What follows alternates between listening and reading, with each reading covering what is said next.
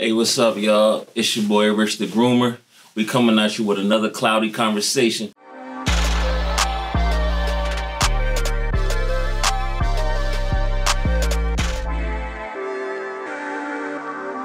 Welcome to another episode of Cloudy Conversations. Today's guest is owner of Spontaneous by THRU, aka T Rich, aka Rich the Groomer.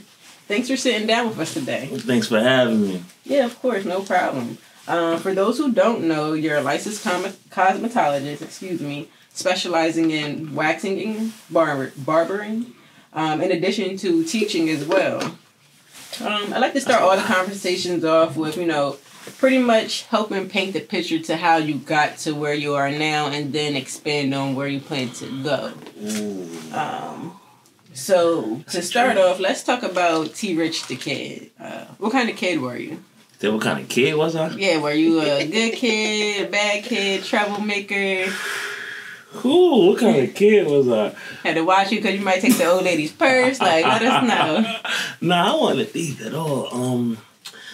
I had a little bit of finesse and charm when I was a kid, so I guess I was like a little bit in between good and bad. Because I would use my finesse for good and then turn around and use that same finesse for bad. So maybe to get your way as far as I was a master at getting my way. I think that's my problem now. I'm gonna get my way regardless. It ain't too many things that I ain't gonna. I done took some L's, but I got a lot of W's. So it is what it is. So what were some of your favorite things to do as a kid? As a kid, I used to like play video games. I was a big wrestling fan of The Rock, Stone Cold, Undertaker. Those are your favorites? Yeah, so I would randomly just like, say if I had some cousins at the house, you might get a random choke slam, you might get a random stunner. Oh, no. I was into that. Now, as a kid, did you think wrestling was real, or did you know it was kind of like acting, or maybe I think at a point in time it kind of was really like them out there? At the time, I thought it was real. I'm gonna tell you when I realized that it's real to a certain extent. When Owen Hart died, a lot of people that's probably watching are too young to remember who Owen Hart is, but Owen Hart fell off the top of the I can't remember what it's called, but he fell off a rope. So he fell off the top rope. No, not the top rope. He was coming from the ceiling. Oh, it was the zip line coming from the ceiling, his entrance. Yeah. He was coming down his entrance, and I think the rope snapped or something like that, and he fell into the on the side of the ring, and he died on the way to the hospital. Oh dang! Yeah, a lot of people ain't gonna remember that. That was like, was it 2000, late 99, something like that? It was in the late 90s. Oh wow. Are you an only child? No. I was raised by an only child, but I had, between my mom and dad, it's probably 9 or 10 siblings.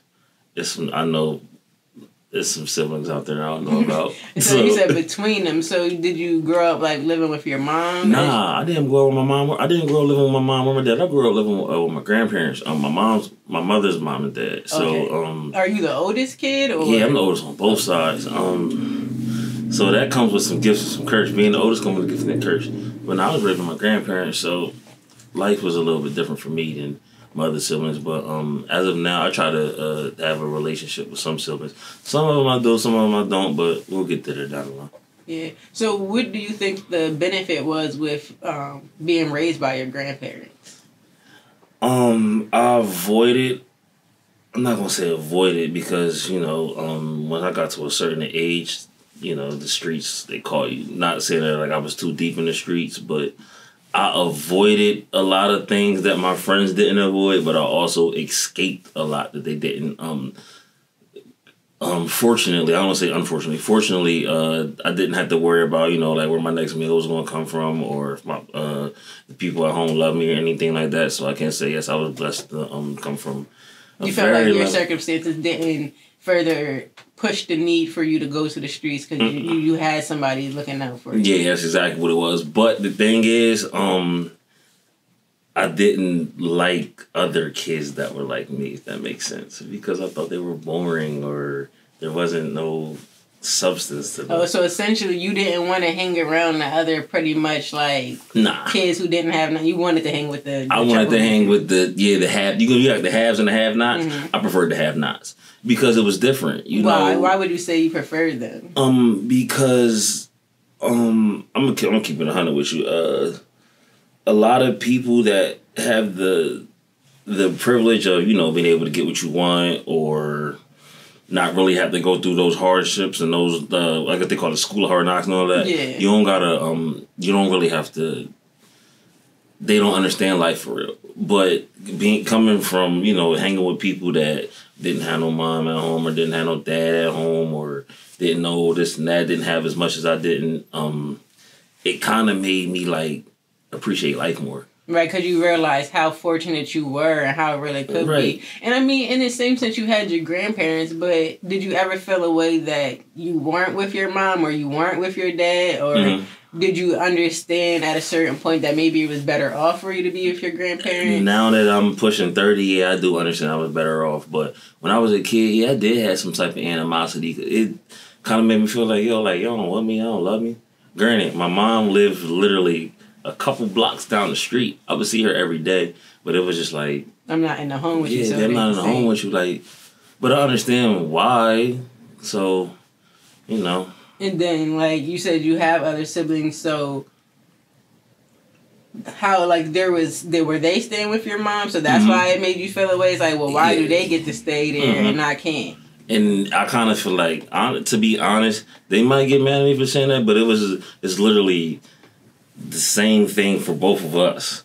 They can act like it weren't, but it is, because I tell them I was jealous that I didn't get to be in the same house as y'all. And they're like, y'all might feel like, oh, why isn't he here? But I was also feeling like, yo, why ain't I there? So it kind of created a animosity between y'all, not even knowing, because it's like y'all want to be one, or y'all thinking it's special treatment when it's all together. At the end, it's kind of like an unspoken animosity, if that makes sense. So it was like, the feelings would be there, but it was like a 80, 20, 70, 30 thing. It would be like, 80% love, and then we have a little falling out every once in a while. But I think that's typical sibling stuff, especially, just growing up, you become your own people. So, and then Absolutely. You're the older brother. Are they younger sisters or? Everybody's younger than me. Let's see. Ooh, I'm getting old, so sometimes I misplace people's ages. I'll give everybody's age. All my siblings from my mother, I want to say I have one that's, she gonna cuss me out if I get this number wrong. They gonna see this. 27 or 28, 23 or 24, and then the baby is not even 21 yet. Okay, so I got 9 siblings. So I mistake everybody's ages sometimes. Yeah, that's a lot to keep up with. Yeah, I can relate to that. Because like I said, it's 3 sisters. I have 3 sisters from my mother, and then from my dad, it's like 6 of us, including me. So he has mostly boys though, but he has 3 girls. Okay. So that's how that goes. Are you a protective big brother? Like, are you defensive over, your younger siblings? Yeah, but in the sense of, I try not to go there the same way that the average dude, like, some dudes are like, I don't know, you have guys that be like, oh, don't cheat on my sister, da da da da. You cheat on your girl, bro, you can't do that. So and not to say that I'm a cheater. No, we're going to take that up, but we ain't going to do that right now. But, you're just saying, like, you're realistic with... Yeah, I'm real realistic. With the expectation. Of course, not to be an abuser. Yeah, not to be an abuser. But I straight up tell you, like, if you call me, if I'm coming, like, homeboy going to get it. Okay, so don't use your card. Don't pull that card, because if you pull that card and then go back to him, it's a wrap. It's because that puts your freedom, your livelihood in the line, and... Right, because who's to say if, the XYZ happens to them, the XYZ happens to me. There's consequences for there's consequences and repercussions. So, I go to the extent. Now, I've never really had to, like, get out of pocket or, like, feel like I gotta go hawk somebody down or anything like that. But I might have stepped to a couple guys before, watch what you saying to my sister, or why you saying this to my sister, or something like that. But never to the extreme, for real. Okay, that's understandable. And it's always nice to have an older brother, or just somebody in general you feel like if it all came down to it, like I got somebody who's gonna protect me. So that's nice. And I can't go in front. Me and my sister that's directly under me. That one, we went to high school together. So I can recall a situation where I got it on and popping. She peeped something that she didn't like. She got it on and popping. So we got sent out of school together. I mean, hey, that happened to me and my brother. I feel bad, though, because my brother was in kindergarten and he rode for him and he didn't care. That's exactly how it goes. He was like, no, that's my sister. I'm like, Lamont, come on now. Don't be That's exactly what she, oh, no, that's my brother. Like, I ain't going to front. I seen her put some on the floor over That's what I'm saying. So. Like, dang, that's my sister. They riding for me, but still, I can't be a fool with you like that. Exactly. Like, don't do this. And at the same time, I could actually recall a time where we argued in a hallway. At school? And got sent home together. And my mom still made me give that little motherfucker, excuse my language, she made me take her home anyway. Dang. Not that I was going to make her walk home, but it was just like... I walk down the street a little bit. I pull up and pick you up. Think about that. Yeah, think about that. We had William Penn. I meet you at Still School. That's a nice little walk. Yeah, that's a nice little walk. Now, transitioning into the school topic, how were you as a student? I hope I don't got no teachers watching this. I can think of one that'll watch though.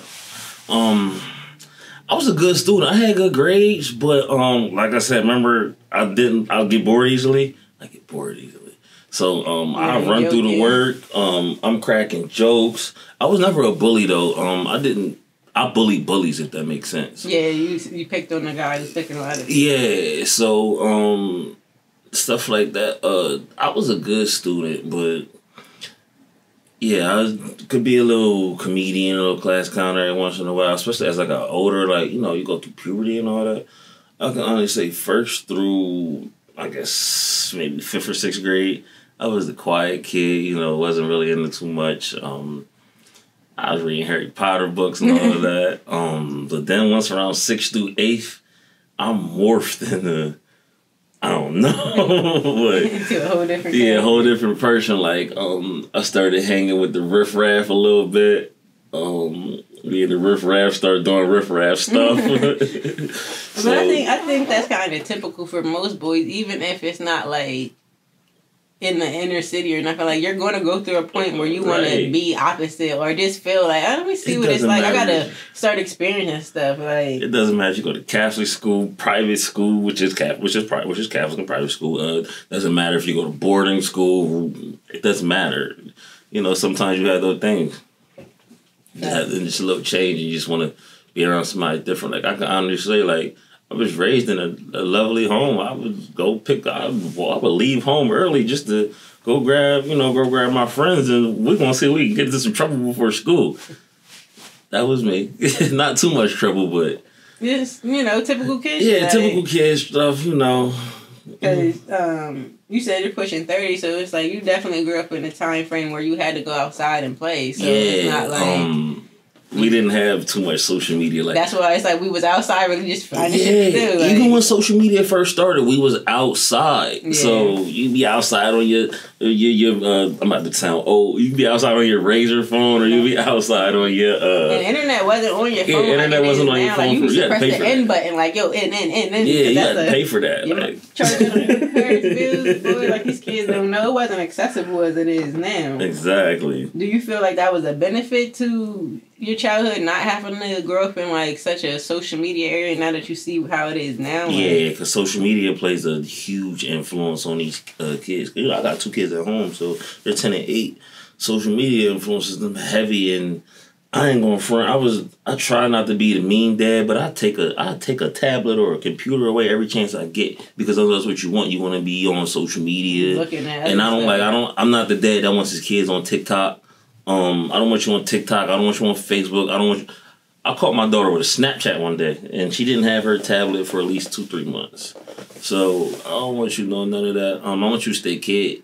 I wasn't on social medias for real till I got in high school. Mm-hmm. So Nah, I'm not going for none of that. Yeah, because what do you fear is going to influence them on there, or it's going to, they're going to see so much on social media that entices them that pretty much they're going to start to block out the guidance that you're giving them? Yeah, that's my whole thing. Like, I'm not worried about, some people worry about the perversions and things like that.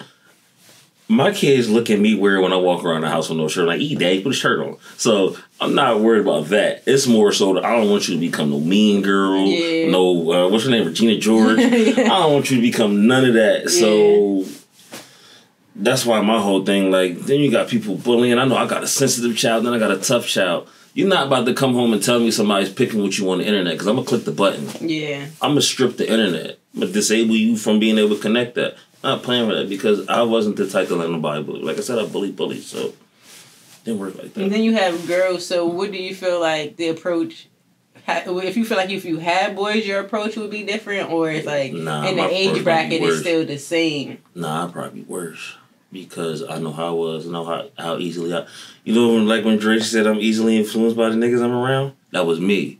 So I would be extra hard on my boys, because I don't want you going through none of the same things I was going through. Especially being a black young man, you got racial profiling, police profiling, you got 3 strikes against you when you walk for you're a boy, you're a black man, and you in the inner city.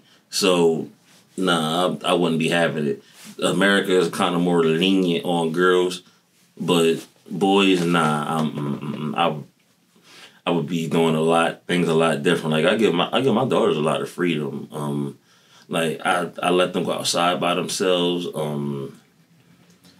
I monitor what they do on their, like, computers and video games and stuff like that, but I'm not the dad that's like, you gotta do that stuff in my face. Now, if I happen to creep up on you or something, you're doing something you ain't supposed to, then that's a strike against you, and I'm gonna take that, or you can't have it for the rest of the day. But why do you feel like you're softer on the girls? Because,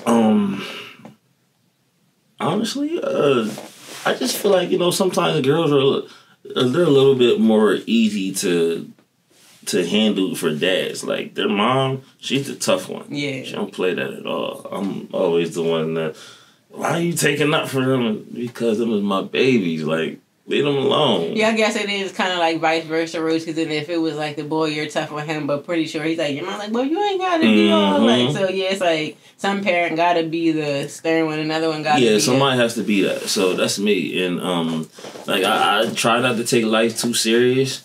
Like, but at the same time, you gotta have some fun, and it has to be structured, and there has to be guidance. So, however I can keep a nice little balance, it'll never be 50-50. But as long as I got a nice balance, it is what it is. That's important. Did you always want to have kids, or like? Oh, I just was thinking about this last night. You wanna know something funny? I don't know why. Like I said, I was easily influenced. All the people I hung around in high school, they had kids. So it was like, oh, I want a son.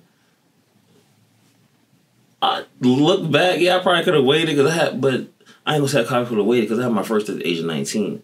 So, no, 18 actually. So it was a little easier because, I was cool. You ever say you kind of out of school, can work, so. Yeah, so that was a little different. But, yeah, I always was like, oh, yeah, when I have my son, I'm going to have my son, da-da-da. My first girlfriend had a child. When I first started dealing with her child was 3 months old, so. Yeah, and being a parent was always something that I looked at.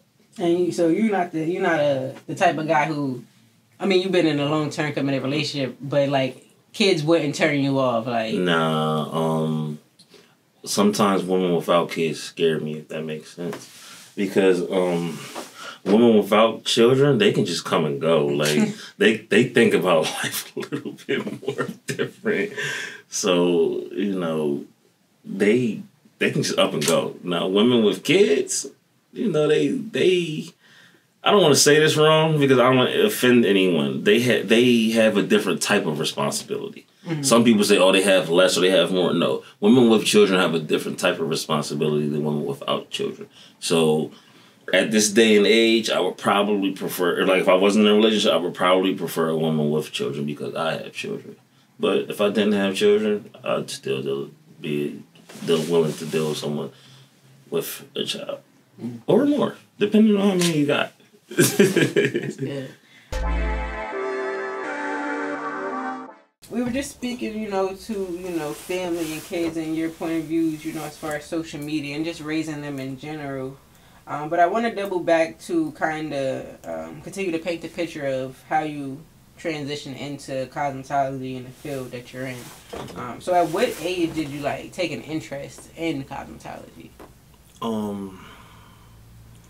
It was a young age. It might have been 10 or 11. I cut a patch in my head. my behind. Where was the patch at? In the front? The patch was somewhere. Oh, you did the center bowl.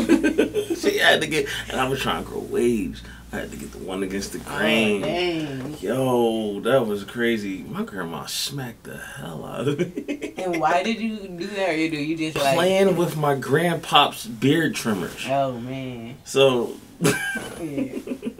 So what was the moment you say sparked it? Besides you cut the patch, but it's when you went to the barber and they had to do it, or just that actual moment where you took that clip and oh, that happened. I don't even want to say I got a slight interest in it. I always went to the same barber since I was a kid, but once I got a little older, I started being able to, as long as my grandpa was as long as you keep yourself groomed right, I'll let you go whatever barber you want. Because I didn't like going to his bar. I felt like you taking me to the old people barber. Nah. You gonna make you like an old man? Yeah, so I'll never forget, there was a barbershop on 6 and 4 called Sharper Image. It was JJ and Ali. I'll never forget that. JJ was the owner, but Ali was that guy when it came to cutting hair. He was actually black and Arab. That's what's from black and Arab. So, and I'm still quoting to this day. That's my guy. I used to see the designs he would do and how straight his lines was. To this day, I think he calls himself the greatest of all lines. So, that was the goal for me, to get the greatest of all lines. That was the goal for me. So, I always felt as though yo, this guy's nice. I want to be like him. And I seen the money they was making. And back then, haircuts were $15, $20. And now, a lot of people get mad at me because I charge $50 for a cut. But in 2022, we're not back when we was younger now. Even back when we were younger, we were still paying $20, $25 for a haircut, especially going to them. And that barbershop was popping. So it was back in my mom's yo, these barbers get mad love. Everybody want to be in here. Everybody want to come get a cut. You got old people, young people. I wanted to be that, minus the hood stuff that was going around. Okay. So pretty much that led into the opportunity to attend CTA, the vocational school? Because at first I wanted to go to SciTech, but then I'll never forget. And I actually want to thank him if I ever run into him. I had a teacher. I used to give that man hell in class. So he would never. He was one of the teachers that was against me going to SciTech because he felt as though I was going to waste the opportunity. But then when he found out I wanted to go to CTA, he was like, "Oh yeah, he need to go learn a craft or a trade or something. So I'll sign off for that, but I'm not." He told me I'm not signing off for SciTech, but if you want to go to CTA, I'll sign off for that. So I did the interview and all that, and they had me pick 4. They had me pick 4 classes. Somebody out there, I'm sorry. They had me pick 4 classes that I want to go to, and I remember it was auto mechanic, auto collision. A lot of people don't understand that's 2 different things. Cosmetology and culinary arts. And it's funny because I don't know why I picked culinary. My girl tell you I'm not the one that wants to go in the kitchen and cook. I will sit there and watch, but I don't want to be the cook. But same time, I'm not gonna lie, those classes had all the girls in them. So that was me. As soon as I got older, that was me being young and frisky. I wanted to be around all the girls. So that's what it was. And then cosmetology had more girls in it. I ain't gonna lie. So I said, I'm gonna stick with that. I was literally the only boy in the class. So that's how that worked. So when you initially went there, obviously thinking, oh, I'm gonna be around all the girls, and you had the inspiration for barbering, or you what came with that. So did you look at that as why cosmetology over just going to barbering school? To be honest with you, it was free. So what, after if you went with CTA, once you finish the trade, you're licensed to? Yeah. Or you can take your test, you can actually take a test while you're in school. I know a lot of people that was it's up to you. It's a 4-year program, but you can have your license in 3. Especially, I never missed school. I liked school for the simple fact, like I said, it was girls there.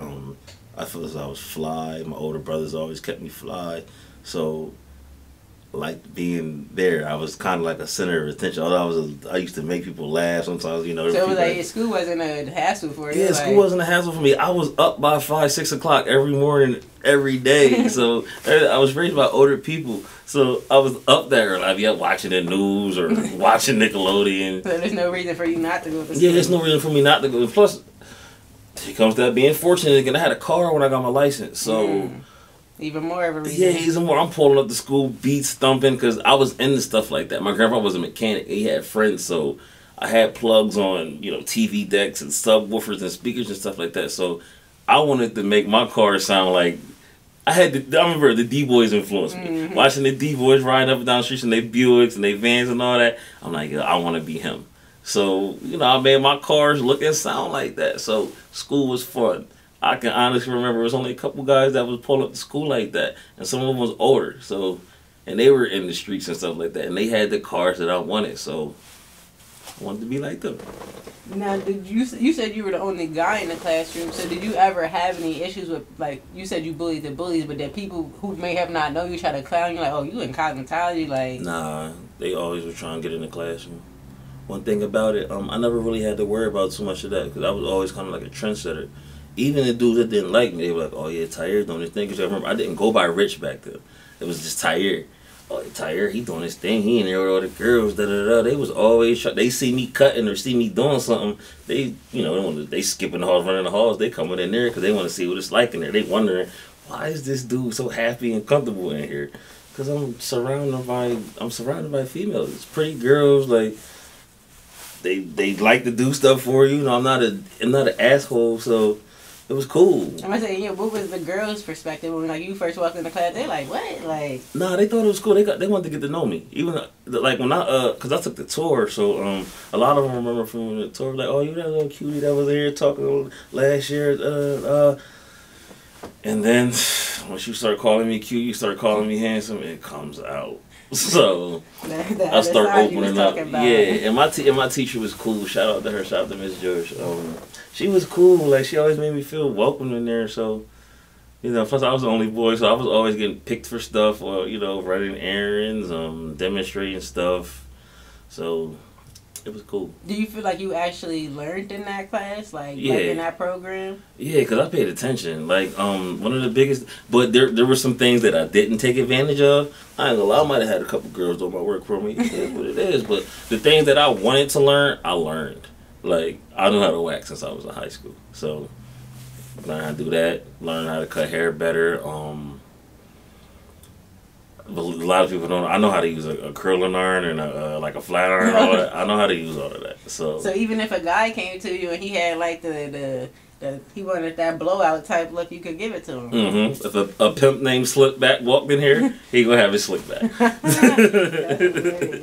But that's also kind of dope and kind of takes you out of just the typical box of just being able to cut hair, because now you can service women, even though, you know what I'm saying, they want they tapered in the back, but can you fix my curls for me or whatever? Like, and I open, women, they pay a lot of money for their hair. Like, they don't really be complaining about the price. They'll be like, listen, how much? Oh, that's great, because that's cheaper than what she was got to charge me. Like, I made a post about that the other day, telling dudes to get female clientele and female customers. And they refer. If you're good, they'll refer. Yes, they will. They will refer. They refer you. They see you out in public. They buy you drinks. They buy you snacks, stuff like that. Yeah, girl, she's like, yo, we the biggest tricks ever. And you want to know what? Yes, women, you are the biggest tricks ever, because y'all spend y'all money and y'all spend our money. So that's hilarious. Yeah, I got a girl at home. She spend my money. She probably waiting on me come home and spend some money now. Hey.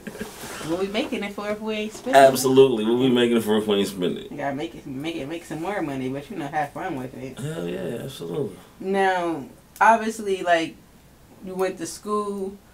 What year did you graduate? I graduated in 2011. I should have graduated in 2010. That was my original date. But, you know, me being a class clown. Being a class clown had its gifts and its curse. And one part of the curse was, you know, I did some things that I shouldn't have did. And it was minor stuff. But, you know, me not paying attention to everything, I kind of messed it up myself. Do I regret it? Nah. Because it made me look at life differently. Once again, it made me... go back and correct my wrongs, and it's crazy because I got another cousin. He had to do a 12th grade year over. That's exactly the year it was. I had to do my 12th grade year over. I feel embarrassed sometimes saying that, but at the same time, it's like, you know what? It happens because I'm not the only person. At least you didn't quit. Yeah, there's people that have quit in the 12th grade. Yeah. So I'm actually thankful for my little flaws that I had. So. It's cool with me. If I had to do it all over, I would do it just like that because I gained a lot of connections. I got smarter, and I learned how to play the game properly. The game of life. So it's cool. So it was a necessary stepping stone into your evolution.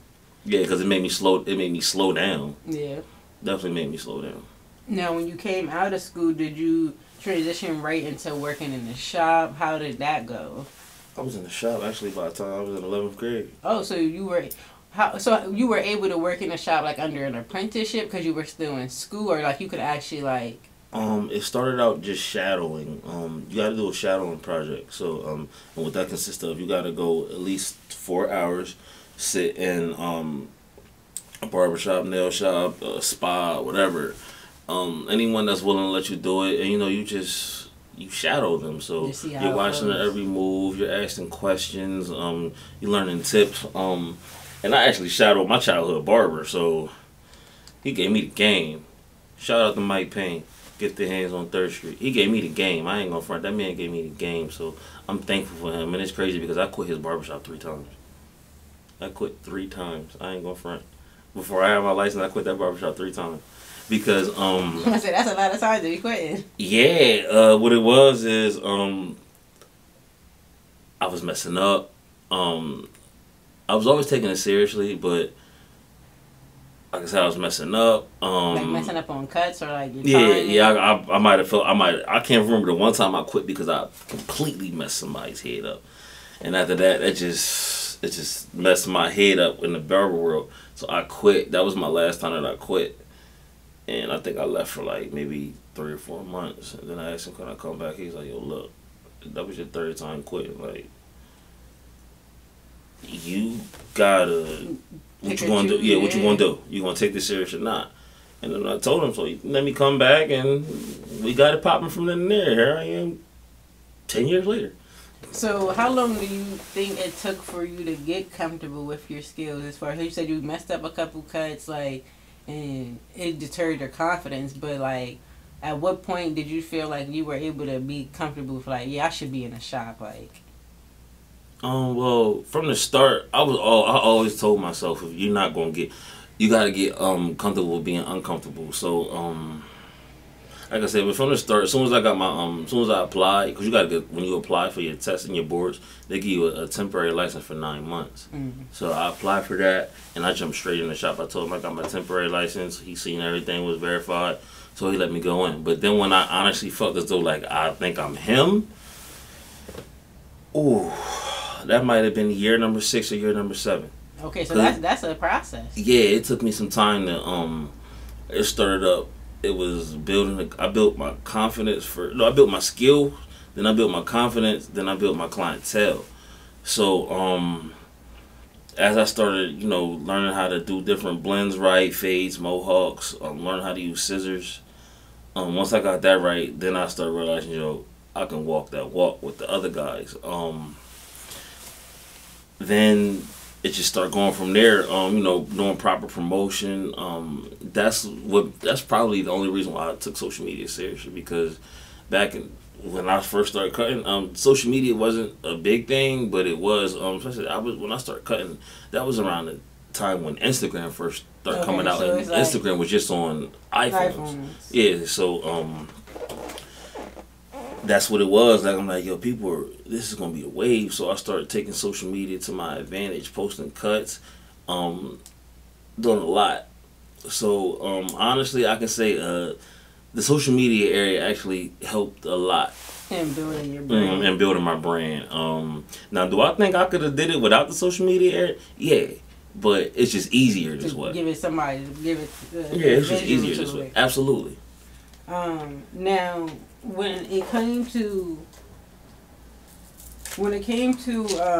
like the cuts and everything you were doing, did you get better because you were just practicing on people, or like you actually like were just taking more classes, maybe reading books, watching videos? I think it was a little bit of both. I paid attention to what I wasn't doing, and I paid attention to what I was doing. But I paid attention to what I wasn't doing more because what I wasn't doing actually helped me develop my craft. Like, I was in a shop with 3 other barbers. I was the youngest. I was 17. So you got someone that's in their 40s and their 30s. It's two of them in their 30s, one in the 40s. So every day I would pick a different barber to watch what they're doing, and they didn't mind it. They didn't care because they wanted to see me grow. Like they still love me to this day. I can go in any of their shops. If all of this was to fall now, God forbid it happen, I know any of them will let me back into the shop. But I just paid attention to what they did that I didn't do. So, and I always felt as though when their cuts came out, their clients, whether they were old or young, they looked like they were stars when they walked out of the shop. So, and this was before a lot of people start using colors and dyes and all that, like, especially around here. Now, you had it in other cities, but around here, when I was coming up, you really had to prove, you really had to show that your iron was sharp. Okay. So that's how that came out. So how long were you at your first shop before, like, well, how many shops have you worked at prior to getting your own? 3. Okay, so you worked at the first shop for how long? About 6, 7 years, going to 7. Okay, so that was pretty much the place that you molded your craft. Because you said that's where I built my name. It took about 6 or 7 years for you to even get comfortable, and then you transitioned from there and went to the next shop for how long? I was second shop. My second shop was Faded on Dairy Street. I was there for 4 or 5 years. Okay. But it was a good 4 or 5 years. That's crazy because I always compare myself to LeBron James. His first 6, 7 years of his career, he was building himself. Cleveland area. Cleveland and all that. He did that, but then it was like when he went to South Beach, he took off. And that's the way I feel. The first day that I walked, it's crazy because I got my haircut twice there. By actually guy that works with me now. His name's Donnie. And I hate to say work for me because I don't ever want to feel like I own anybody. But he was actually cutting down the street. He was a good friend of mine. We actually met each other in a sneaker line. So he cut my hair. We cut my hair once down at GQ, and then he went out to Faded. And I couldn't actually get in touch with the person that was cutting my hair at the time, so he started cutting me. And then the second time I went out there, he was like, yo, like, your skills is nice. Like, I don't know why. He's like, I know you, no disrespect to him, I know you don't like being around them older barbers. It's nothing but younger people here. You might as well come rock with us. So, I'll be real with you. It took me a day to make my decision. I mean, ideally, yeah. There's nothing against him, but like you're still young. It's I needed to be around, and he understood that. I ain't going for like I was shook up. Like I didn't know how to. He'd tell you I didn't know how to tell him that I was leaving the shop because I ain't want cousin not like me no more. Yeah. So when I told him, because it was nothing personal. Right. It's nothing. He was like, I understand. I feel as though it's time for you to spread your wings. So he basically gave me his blessing to go, but he always told me, hey, your chair, you always got to cheer her if you're ever coming. It's crazy because when I slid out there, about a year or two later, he was like, yo, out here and your name everywhere. Like, what are you doing? And I'm just, I'm being me. Like, I'm cutting. He's seeing my work, so that's what it was. My name getting out there, everybody telling him, I see Ty out there, it's not.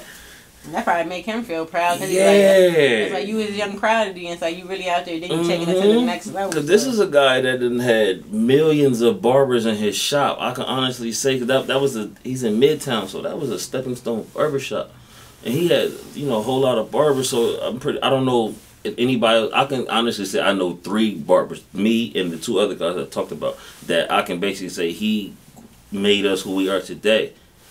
But I don't even say mate, but he helped groom mold us. And transition. Yeah, just being in his shop, because he'd tell you he had some flaws. We all had some flaws. That's everybody. Yeah, so learning from him, we learning from him, he learning from us. So, after it faded, what was the next transition? I have a good friend of mine named Asia Richardson. She had a shop in Strawberry Square. I always forget the name of that place. I never go there anymore. She had a shop called it was Harrisburg Square, and then she closed that down and opened up a second shop called Mr. and Mrs. Salon, Mr. and Mrs. Hair Salon. And it's crazy because that was actually in the cut. You know how they like say in the cut. It was in a old folks. I won't say old folks home, but like a residential community. For older people through the Department of Housing, so they would pay for them to live there and all that. But she was going through some things, and she needed somebody on the team. So I'm like, no, let me come. And it's crazy because in the middle of that, before I went there, actually that's when I started waxing. So that's actually how that happened, because I was working at another shop on the side of Faded. So I was paying 2 rents. So you were working at another shop? Yeah, I don't know how I keep forgetting it. Yeah. Okay, all right. It's technically it's 4. When did the waxing become a part of... When did it become a part of me? Yeah, like... Ooh, this is a fun story. I like telling people this. I was going on vacation, right? And I just kept hearing about the European Wax Center. So everybody kept telling me, oh yeah, they do good work, this and that. So I looked into the waxing and I'm like, all right, it sounds safe. So I sent my girl there. And she came back, she said the experience was cool and all that, told her it didn't hurt. So I sent her back, I think a couple months later or something like that, because back then I wasn't really out like that. So I wasn't about to keep paying for that, no, I didn't have to.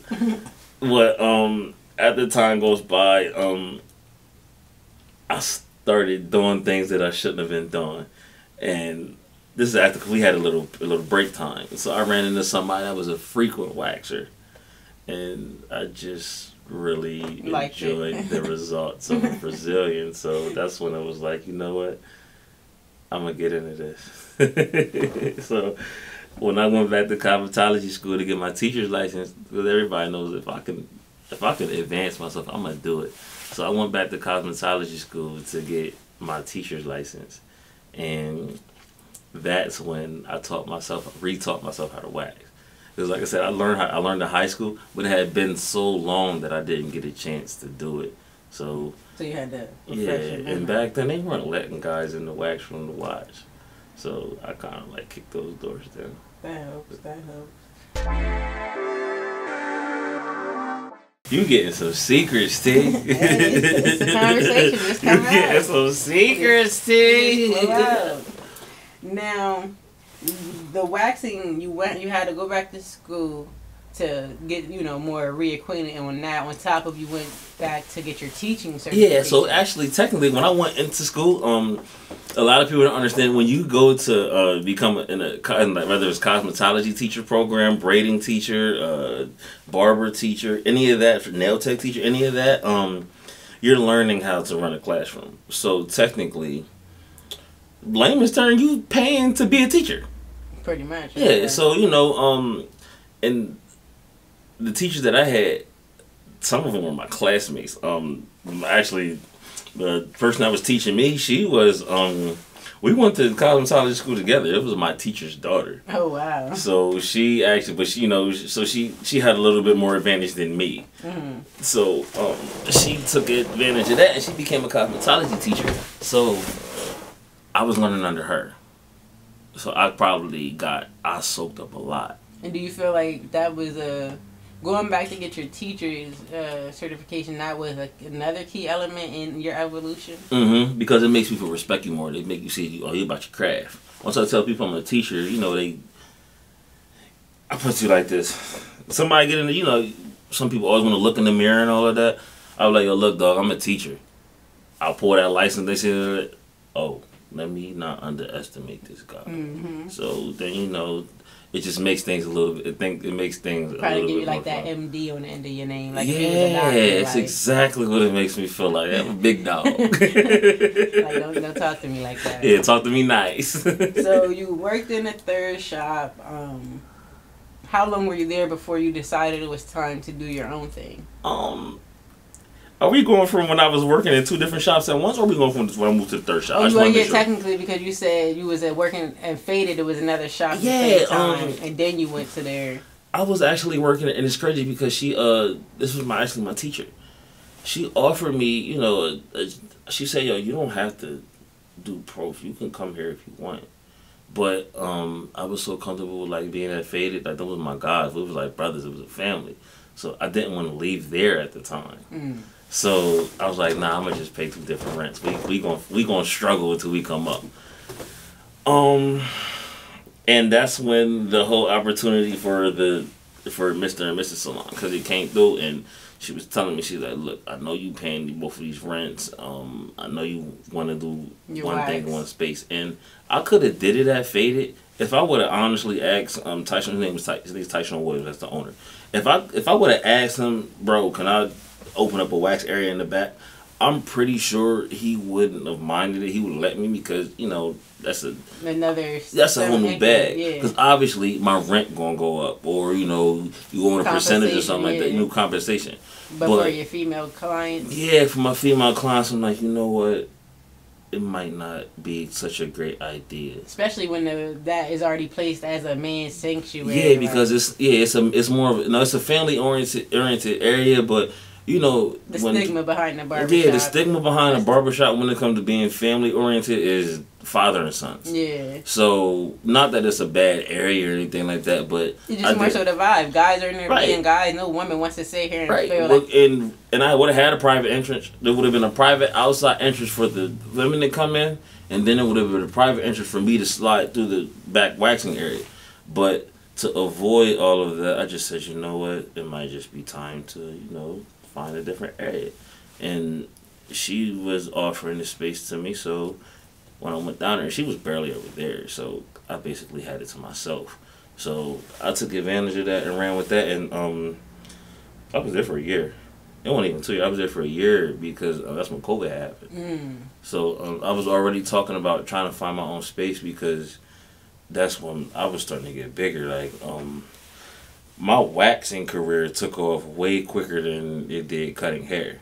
And do you think that's because you offered a service that most females in the area might have wanted, but maybe they're not comfortable with going to European wax, or maybe I know personally when I seen it, what made me feel like, oh, maybe if you should look into him, because you're not just saying out wax now, you was giving out so much information, so much knowledge, the benefits. It was like, wait, hold on, like your approach was so different that it was like you educating me, make me feel like I'm missing out on not waxing opposed to shaving. So I think that's probably what contributed to the blow up. But before you even jumped head into it, were you like conscious or like afraid that the stigma that could come with it, that females would even want to support? I had mixed emotions. It was more like a 50-50 thing.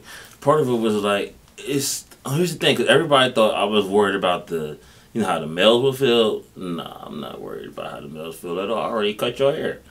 It was more so like, are they gonna think something's wrong with me? Somebody gonna say that I tried to do something to them. Mm-hmm. Are they gonna think I'm a weirdo or creepy? I had those type of thoughts, but then at the same time, people hate what they don't understand. Mm-hmm. So it was like, look, you either shoot that shot and miss the ball, or you shoot that shot and make it. So I took off with it. A good friend of mine, her name's Kiana Bose. I told her that I wanted to do it because she was she a manager at the assistant receptionist? I can't remember. But she had a position at the European Wax Center, so she would give me information and all that. They're not too secrets or anything like that, but she would, just pretty much tell me how to do things, and she would help me with pricing and all of that. So one of my first Brazilians, actually, the famous picture in the pink room, that's my first ever professional Brazilian. I sent that to her, and she posted it online for me because I didn't want to post it. So she's like, send it to me, I'm going to post it, I'm going to tag it.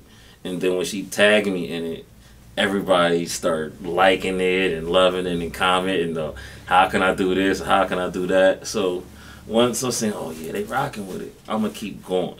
So and it's crazy because I don't think I've ever waxed her before, but she still gives me love and support to this day. So I'm thankful for that. She helped me lead the way on that. So shout out to her. I definitely appreciate you for that one because I would have never posted that picture.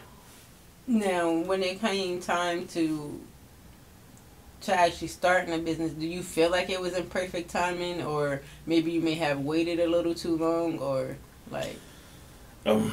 Honestly, if it wasn't for COVID, I don't know if I would have opened up my shop this quick. So COVID was a blessing. COVID was a blessing for me. I had fun during COVID. Yeah, pretty much it gave you the opportunity to hone your craft. And Right, because here's the thing: a lot of people. I gained so much new clientele, new friendship because, EWC wasn't opening. And I had that extra space in my house, so I was like, we're going to take advantage of this. I knew the day that the world shut down, quote unquote, that we weren't going to open back up for a while. So I literally had one of my friends come down to the spot, Mr. and Mrs. downtown, and I had them literally help me take everything out of the shop, and I took it home. And when she seen me setting up, she was like, hell. Well, the business can't stop. Yeah, I said the business don't stop. And she didn't work from home. So I'm like, you know what? I'm gonna be a stay-at-home dad and get this money. I'm letting the kids, we doing everything. That first couple of weeks of COVID, because nobody knew what was going on, we had fun. I didn't cut that many hits. I actually told people the first week or two that I wasn't doing nothing. I was just chilling with the kids. So we moving to a new house. I'm working on everything. I'm researching what I want to do. And then that's when I couldn't keep turning people down because then I see, these other barbers and these other waxers, they figuring out how to do it, but nobody was figuring out how to wax from home. So I just set up the table. I took a picture, put it on Instagram, hit me up. Next thing you know, an hour later, I got a full week of appointments from Brazilians. And unlike other people, I didn't really charge up in the pandemic because I was working from home. My kids were still bothering me from time to time. They didn't mind. The clients didn't. They thought it was cute. I was actually still high when I was doing for my kids at the time. So it worked out easily. It was fun. If that was to happen again, I know how to run it. If that was to happen again, it would be even better. Y'all going to your grandma's house during the day now. Why do you feel like you had to hide from the girls that you was a waxer? My daughters? Yeah. Because they were young at the time, they wouldn't understand. Now that they're older, they understand, they get it. One of them wants to be a hairdresser, and the other one just wants to be cute. So they understand it now, but they were at the age. It was like, why are you looking between other girls' legs and this and that? Like, yeah, I'm like, he's cheating on my mama. So I would actually tell them I'm just waxing people's legs. So they would, but then that little older smart one of mine, she caught on to it. Well, if you're just waxing legs, why can't we come downstairs? And I was like, why can't we go upstairs, this and that? So then she put it on. She said, Daddy, you're waxing private parts. I said, what makes you think? She said, because I know hair grows down there. Oh, yeah, she does. Yo. That moment when you just like, I'm just like, all right, go to bed. You right. You win. I'll talk to you about it later. You win. So then once when her mom explained it to her that she was okay with it and none of that, she lightened up. She was like, all right, cool. As long as mom's cool with it. Yeah, that's how they go. They be daddy's girls, but there's certain things they ain't going for. Now, for your waxing skills, how long do you think it took for you to feel comfortable with even like feeling like you're a good waxer, like you're even worth being recommended? Like, was it a struggle compared to your barbering where you said you fucked heads up and you're like, I'm quitting? Or nah, because the difference was I don't want to say it was I like looking at it, but it was just like, you're a guy. It's kind of like going to a female barber. I don't care what nobody say. The female barber might not be attracted to you, but she's gonna make you look attractive. So that's how it was. I know what I would want to look at, and they would always tell me, you show so much precision, and you make sure all the hair is growing, this and that. And I still get those compliments now because I wouldn't want anyone to, you know, feel like, oh, he got a big name now. He don't care about nothing. No, I take pride in my reputation. If I gotta pull a tweezer out, I'm gonna do it. If I gotta trim it down with some scissors or something first, I'm gonna do whatever it is to make you want to bring your mom, your sister, your aunt, your entire family lined up. So that's one thing I took into consideration. Plus, that's somebody's private area. Yeah. I do not want to mess with nobody's private area. Yeah, you can't come back from that. I'm not saying I haven't had my mess ups, because, you know, sometimes it can happen. I might get a text like, yo, you know, you left your hair right here. And then I'm like, all right, come back. And they're like, no, it's not that serious. I'm like, no, it is that serious. Come back.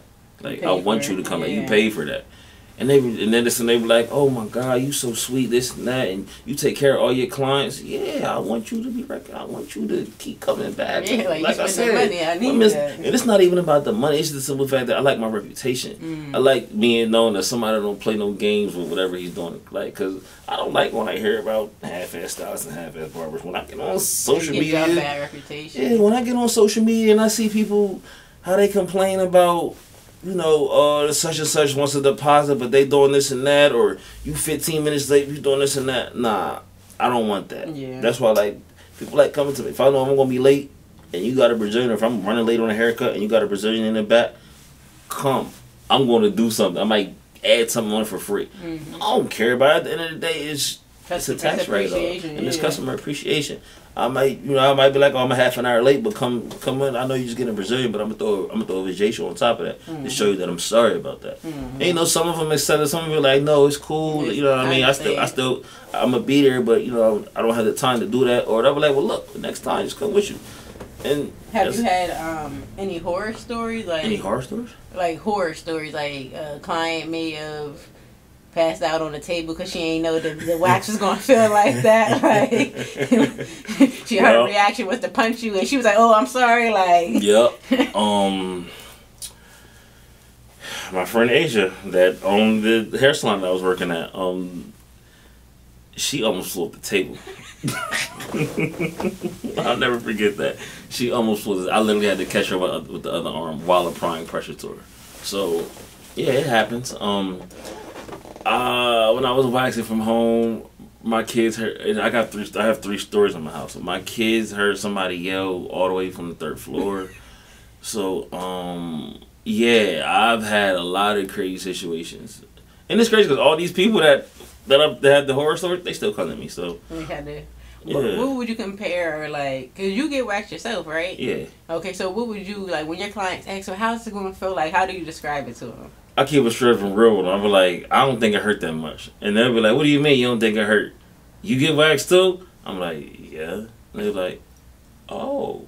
And they always make that eye raise. Like, you get waxed? Yeah. No, I ain't gonna front. Some people have been bold. I've definitely got it. What can I see? I find it flattering. It's flattering. I ain't gonna front. It's flattering, but no, you can't see. So you're going to be too me. It's flattering, but nah, you can't see. I'm gonna get in trouble for sure. Yeah, that's true. I'm gonna get in trouble by 2 people. You, or I'm gonna get in trouble with my girl, or you on the state board. So no, you cannot see. And did you start waxing because of the benefits of it, or because you wanted to be a test dummy to see what you was about to be doing to people? Like, kind of like when you a cop and they make you get maced? Both. It's funny. And what was your first experience like? When I tried my first real experience when I tried to wax myself. Oh, Lord. How did that go? Terrible, man. It took me an hour to get that strip off. The one strip? And me trying to be a big dog, I took it literally from like the top of where your shaft starts all the way down to the bottom of your sack. And I made a real big strip. And I just let it harden up. And when I lifted my leg up, I felt I could have cried. I'm not gonna lie, I think I passed out for 10 minutes. Yo, that's hilarious. Yeah, I passed out for 10 minutes and woke up and called one of my sisters to come rip it. They laughed at me. I asked my sisters to do it. They laughed at me and hung up the phone. Yeah, like, so it was like, you better go sit in some hot water. That's basically, you better figure out how to get that wax off yourself. You shouldn't put it on you. I don't know why you jumped out the window so hard. Like, yeah. You know, you can't even like be able to stab yourself. You gotta go to different types to induce that type of pain. Mm-hmm. So then your first time at the professional place, were you like afraid or? Nah, it was smooth because I was always following the directions. Like I'm a smoker, so I smoked on the way. I popped like 5 ibuprofens, and I literally I'll never forget my appointment. I left the gym. I went to work out that morning. I went hard. I did like double sauna time. I worked out hard. So my adrenaline was rushing. Took like about an hour shower before I went. So I planned it out properly. I actually popped the ibuprofen while I was in the shower. So by the time I got there, I was relaxed and cool. She feel real comfortable. Only thing I didn't like was you go to a female waxing. Yeah, I'm gonna be real. Like, look, listen, nothing against anybody. I just don't want homeboy holding it. So, are you waxing Are you waxing males? I never waxed a male before. Would you, or that's just not something? The money, right? Okay. Like, how much money would it cost for you to wax a? I put it to you like this: the average male ain't gonna pay what I pay for a manzillion, so or a brozillion. So, and plus around here, I won't have to worry about that because we're in a small city. Small-minded things happen. I said, would it make you feel away? Nah, because I played football, so you know, you in locker room, you seeing dudes naked and stuff like that. It wouldn't really bother me, but what would bother me is if you disrespected me or if you tried to try me. That'll bother me. Yeah, I was gonna say, because what are instances where like he gets aroused? Would that be considered disrespectful, or like how would you handle that? Like, I ain't gonna say it's disrespectful. It might have me some thoughts in the back of my mind. But at the same time, like what's going on here? Like what you thinking right now, cuz? Like we gotta hurry up and end this. Yeah, I might switch. And here's the thing.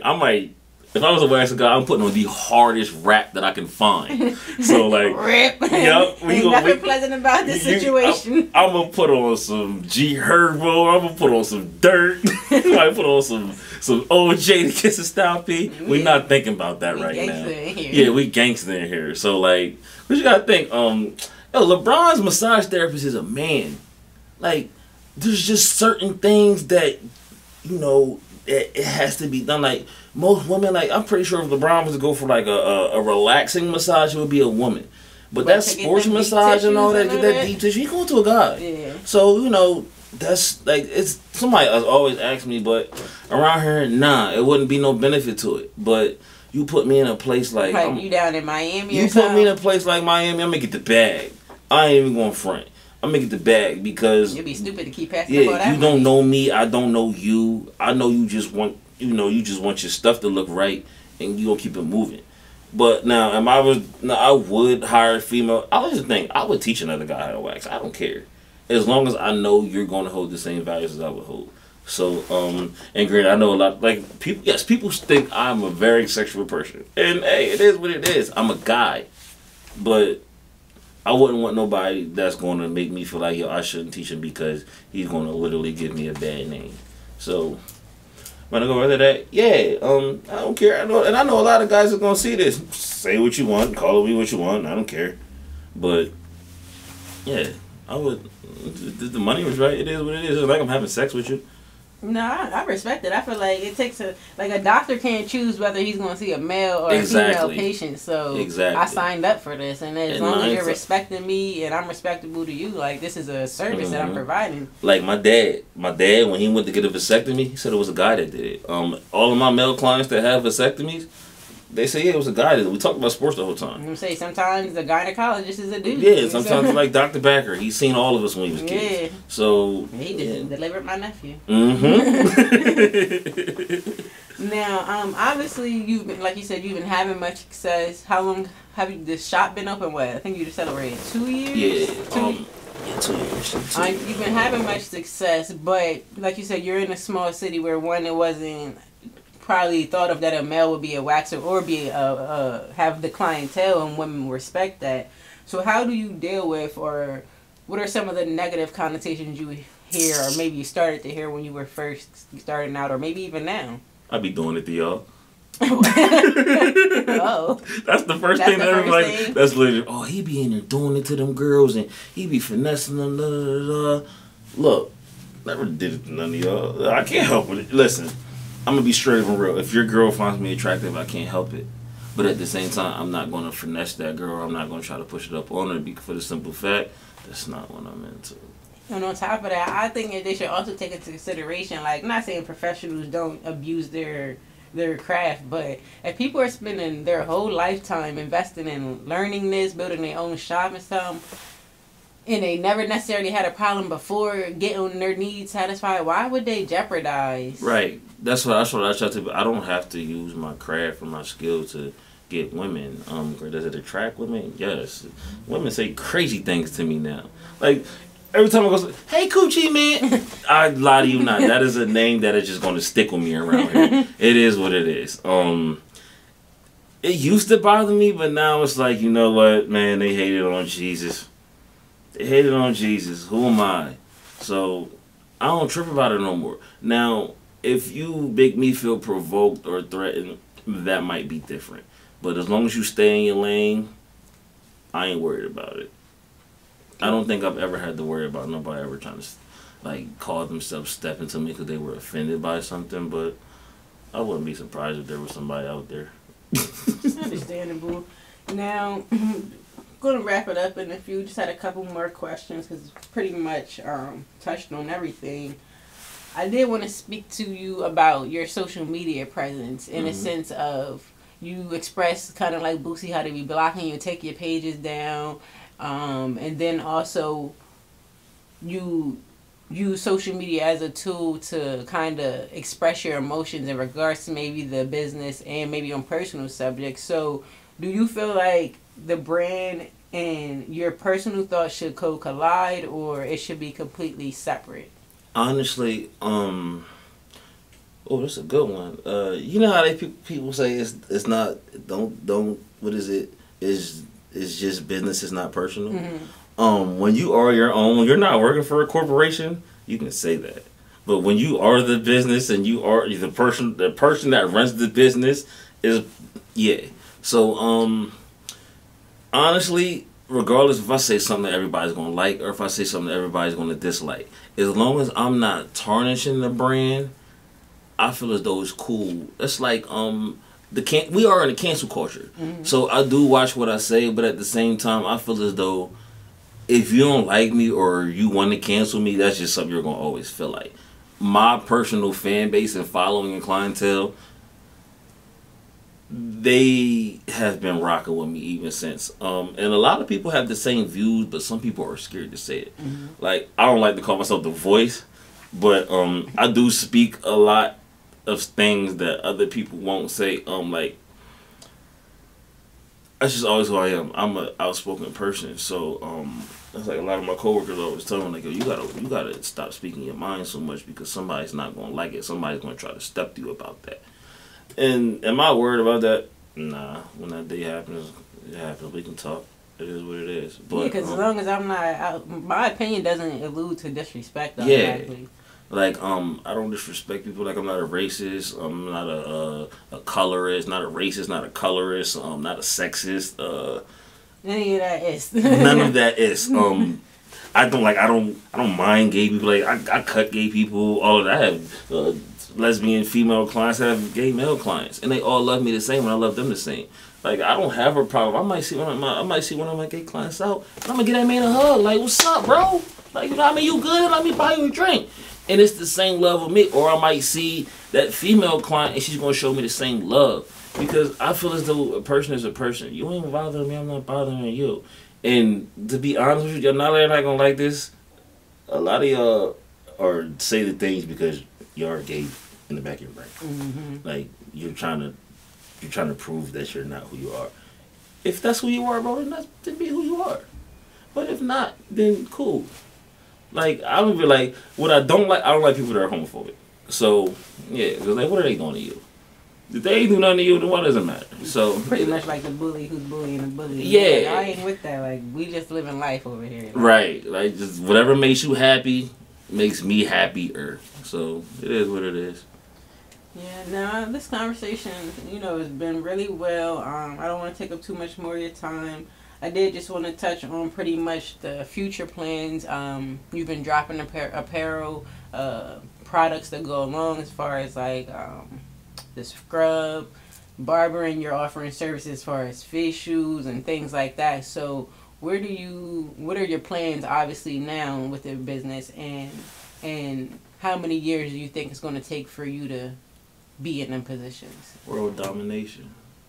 World domination. And when I mean world domination, I don't mean just like, just taking over the world, but I mean like the waxing world and the aesthetic world, the cosmetology world.